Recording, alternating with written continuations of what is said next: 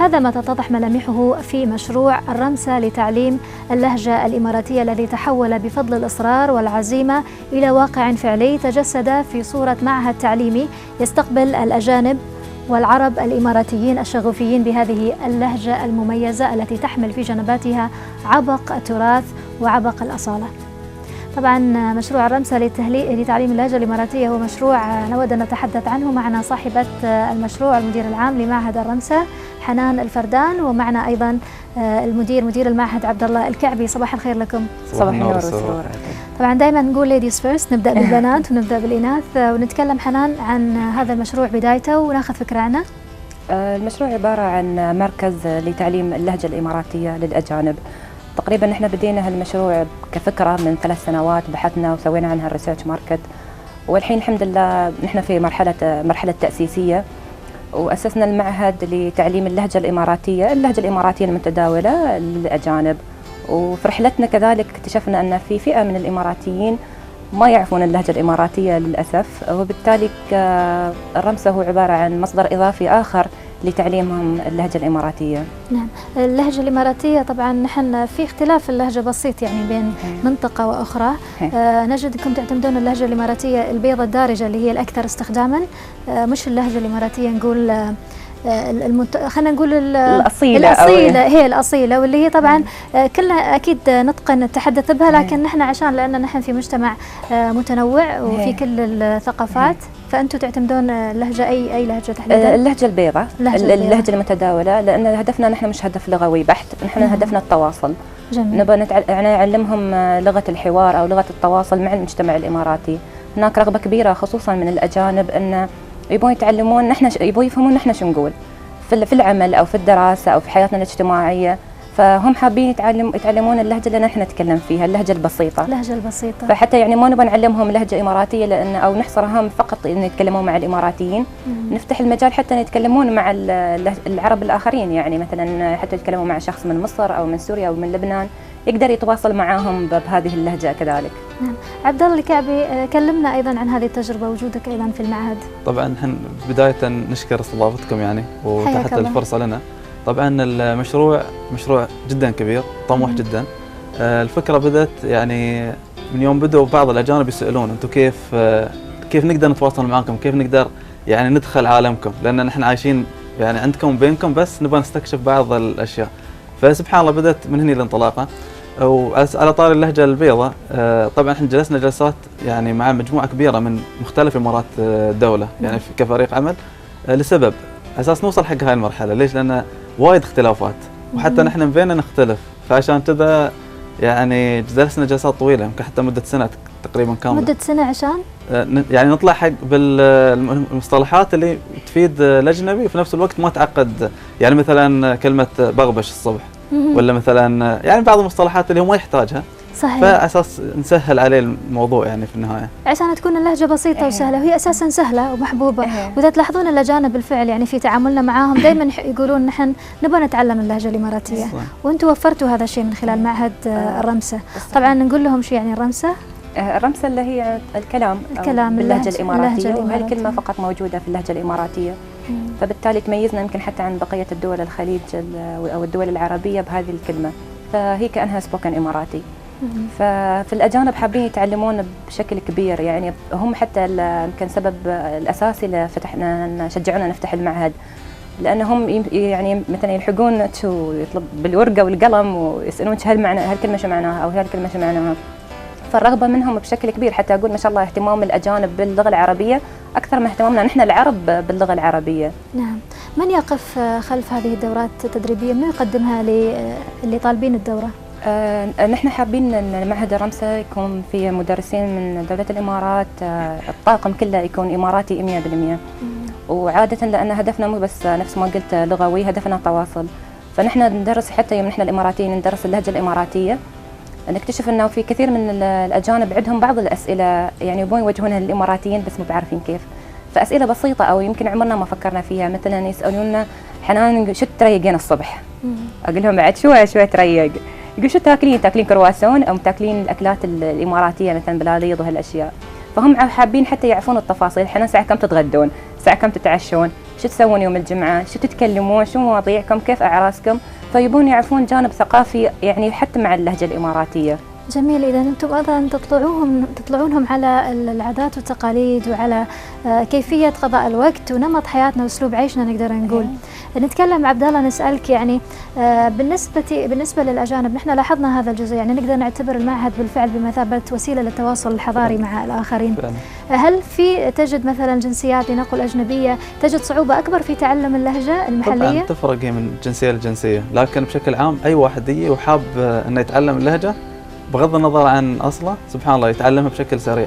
كيف الطريقة اللي تتبعونها؟ نحن طبعا هدفنا الأساسي اللي هو المحادثة، فنركز أكثر شيء على المحادثة.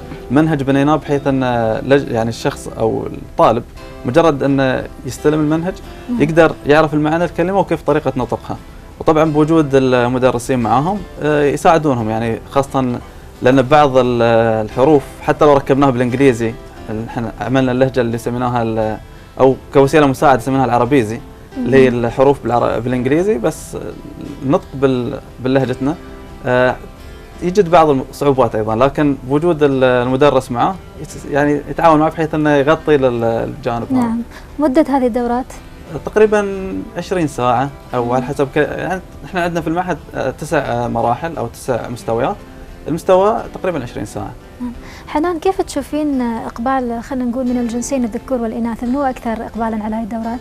الإناث لهم رغبة كبيرة في تعلم اللهجة الإماراتية، وكذلك لأن في فئة كبيرة منهم متزوجين مواطنين وحابين يختلطون مع المجتمع الإماراتي وحابين يتأكدون عيالهم من الحين يعرفون إماراتي، فالإناث عندي بشكل أكبر، وعندي كذلك الرجال، بس الإناث بشكل أكثر. تقريبا لو قلنا الوقت اللي ممكن يتطلبه عملية يعني تدريب وتعليم اللهجة الإماراتية لأي حد مش متحدث باللغة العربية، لو حتى قلنا كم ياخذ وقت؟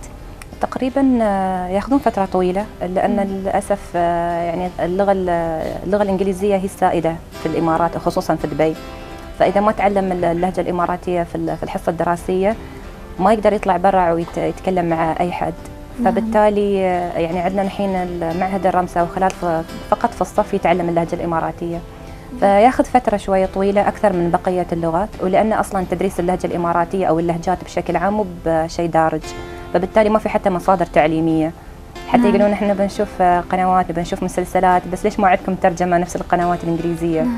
فبالتالي شوي المسألة تاخذ وقت أكثر، بس يعني تقريبا في حدود سنة محتاجين يتعلمون اللهجة الإماراتية. الملفت حنان أن أيضا الإماراتيات والإماراتيين يعني ينضمون إلى هذه الدورات. صحيح، لأن اكتشفنا نحن في رحلتنا أن نحن كان هدفنا نعلم الأجانب اللهجة الإماراتية. فاتصلنا مكالمات واتصالات من إماراتيين يتكلمون طبعا باللغة الإنجليزية، ويكلمونا للأسف الشديد بخجل، يعني يقولون حنان يعني أنا إماراتية بس ما أعرف إماراتي، بس حابة أتعلم، وصار لي سنين أبحث عن مكان يعلمنا اللهجة الإماراتية أو شخص إماراتي يعلمني، بس ما حصلنا. فلأن هالفئة موجودة، في منهم دارسين في الخارج سنوات طويلة ورادين البلاد، في حد مثلا الوالدة تكون أجنبية أو عدة أسباب أخرى، مثلا يكونون في منهم دارسين في مدارس خاصة ورايحين جامعات خاصة ويشتغلون في قطاع خاص، فبالتالي ما عندهم حتى احتكاك مع المجتمع الإماراتي، فأيونهم يبون يتعلمون، يقولون احنا نحاول وندور من سنين كتاب أو منهج أو مدرس أو أي حد، بس للأسف ما كانوا شايفين موجود. فالحين الحمد لله يعني نحن يمكن سعيدين اليوم أن قدرنا نكون مصدر تعليمي متوفر بالإضافة إلى المنزل، يعني نحن ما نغطي دور المنزل بالأكيد يعني، بس نوفر بشكل تعليمي، بشكل حتى نستخدم المسلسلات، نستخدم الأفلام الإماراتية في الترويج عن اللهجة الإماراتية. الطلاب أو المتدربين عبد الله خليني أسألك يكونون من أي عمر تقريبا تستقبلونهم؟ نحن العمر تقريبا 18 طالع، عندنا للكبار يعني؟ الكبار، وعندنا واحدة من الطالبات عمرها 65 سنة. ما شاء الله. نقدر نعرف من وين؟ من السويد. من السويد. وتتعلم وحابة أنها فعلا يعني تكون جزء من الرمسة. يعني وايد بأمانة تواجه صعوبة، لكنها فعلا مجتهدة بطريقة ما تتخيلونها. الأجانب وايد أنا لاحظ بأمانة يعني اللي هم من غير العرب جدا مهتمين بتعلم اللهجة المحلية، في كل تعامل لنا معاهم يصرون على أنهم يبون يتعلمون، وهذه فرصة أنه يوجد معهد يعني يعلم هذه اللهجات. عندكم حنان خلينا نقول مناهج كتب متوفرة؟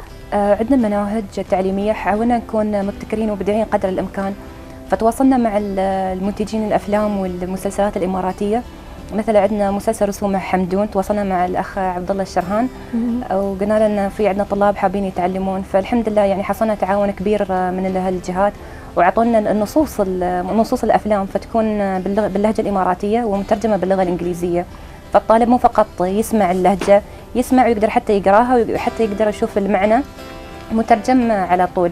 أو حتى المسلسل أو الفيلم الإماراتي ظل البحر من الأفلام الناجحة لنواف الجناحي. نواف الجناحي، فتواصلنا مع السيناريو محمد وبالعكس شجعنا على الفكرة وحتى أعطانا السيناريو للتعليم، فبالتالي يعني أن وجود هاي المناهج المبتكرة أن هذا فيلم ونفس الوقت يتعلم منه ويعرف أكثر عن الثقافة، يعرف أكثر عن هالعالم أو هالقطاع، يتشجع أكثر إنه يتعلم. فالحمد لله يعني يجون الكلاس أو يجون الصف وهم مستانسين، وحتى وقت الكلاس يخلص وهم يبون يطلعون ويبون بعدهم يكملون ويتكلمون، لأن فقط نركز نحن على المحادثة وهدفنا بالأخير هو التواصل. أيضا المسلسل الكرتوني فريج على فكرة يعرض على قنوات مؤسسة دبي للإعلام، أيضا تجدين أنه مترجم بالإنجليزية على القناة الأجنبية. عن هذه الأفلام، يبحثون عن هالمسلسلات، فيعني نحن نحاول قدر الإمكان نوفر لهم اللي هم محتاجينه، فهم اللي يطلبونه منا مثلا يقولون نحن حابين هالفيلم ونحابين هالمسلسل، فنحن على طول نروح نتواصل مع المنتجين ومع الكتاب او الكتاب تقريبا، وبالعكس يعني حصلنا تعاون كبير منهم ونشكرهم يعني على هالمبادرات اللي بصراحه يساعدونا فيها. عبد الله، انتم بديتوا اتوقع في يناير 2014، يعني قبل أشهر، بس ما شاء الله يعني قدرتوا من خلال هالمدة البسيطة أنكم تحققون كثير مما كنتوا تأملون. الانطلاقة الحقيقية كانت بس أنتم كنتوا قديمة. الفكرة كانت من 3 سنوات أظن قالت حنان، صح؟ من 3 سنوات. واجهتكم صعوبات بصراحة؟ وايد واجهتنا تحديات، خليني أقول، خصوصا لأن تدريس اللهجة الإماراتية مو بفكرة متداولة. فبالتالي في البعض يشوف أن نحن قاعدين نحارب اللغة العربية الفصحى، فيقولون هذا الناس يتعلموا اللهجة الإماراتية عيل منو بيتعلم اللغة العربية الفصحى. نحن دوما نقول رسالتنا نحن ما يعني اللهجة الإماراتية مش بديل اللغة العربية الفصحى، ممكن تكون هي طريق يعني طريق، وهذا واقع اللغة العربية أن فيها ازدواجية، اللغة المنطوقة غير عن اللغة المكتوبة، فبالتالي عشان يمكن لنا الحين احنا ما وصلنا للمدارس نبغاهم أول شيء يتعلمون اللغة العربية الفصحى على القراءة والكتابة، وعقب يوم حابين يتواصلون مع المجتمع الإماراتي فعقب 18 سنة يبدأون يتعلمون اللهجة الإماراتية. نعم، تدرين هذا الكلام كان يوجه أيضا للشعراء الشعبيين، اللي يكتب الشعر النبطي أيضا كان دائما يقال له بأنك أنت تلغي دور الشعر العربي الفصيح واللغة العربية الفصيحة، بس ما في شيء أثر على الثاني في النهاية. اللغة العربية تبقى مكانتها محفوظة بأمر من الله، يعني تدرين سبحان الله. طيب لو نتكلم أيضا حنان عن، قلنا كانت هذه بعض التحديات البسيطة، لو تكلمنا عن مواقع التواصل الاجتماعي وكيف أنتم أيضا تستخدمونها في خلنا نقول تقريب الصورة لمعهدكم. كنت أدور في البداية عن سبوكن إماراتي في جوجل، فكان يطلع لي ما يطلع لي شيء. فحتى دورت في يوتيوب ما حصلت شيء، فقلت أوكي ليش ما أنشئ أنا قناة وأعلم فيها اللهجة الإماراتية. سويت هالقناة عشان طلابي في بعض الأحيان ما يحضرون الكلاس أو يغيبون عندهم ظروف، فعلى الأقل يكون لهم مصدر ثاني. فمع الأيام يعني الحين أشوف هالفيديوهات الصغيرة، يعني تقريبا عندي في حدود 10 فيديوهات، أكثر عن 20,000 مشاهدة يعني فيوز. ما شاء الله. وتوصلني إيميلات من جميع الدول العالم، من أمريكا ومن أستراليا وبريطانيا والهند وباكستان، يقولون احنا شكرا على الفيديو، نحن تعلمنا وايد، نبغى تحطي لنا فيديوهات أكثر، حابين احنا نتعلم، حابين نشوف مصدر يمكن في اليوتيوب بشكل متواصل يعني، وبدون ما نكون احنا حاضرين في الكلاس او ما حاضرين في الصفوف. عالم التويتر بعد دخلني على طلاب حابين يتعلمون اللهجة الإماراتية، فكنا ندخل نعلمهم حتى لبعض الكلمات. تويتر تقريبا في حدود بعض 120 حرف، فنعلمهم بعض الكلمات بشكل يومي فيتعلمون. فحصلنا نحن يعني طلاب حتى في احدى المراحل انه من الخارج جاي عشان بس يتعلم اللهجة الإماراتية في معهد الرمسة. جميل. هني دور مدير المعهد ترى مهم في الموضوع كله. عبد الله الكعبي، نوجه لك التحية، شكرا لك المدير معهد الرمسة عبد الله الكعبي، واكيد المدير العام حنان الفردان، يعطيكم الف عافية والتوفيق ان شاء الله. الله يحفظك ان شاء الله.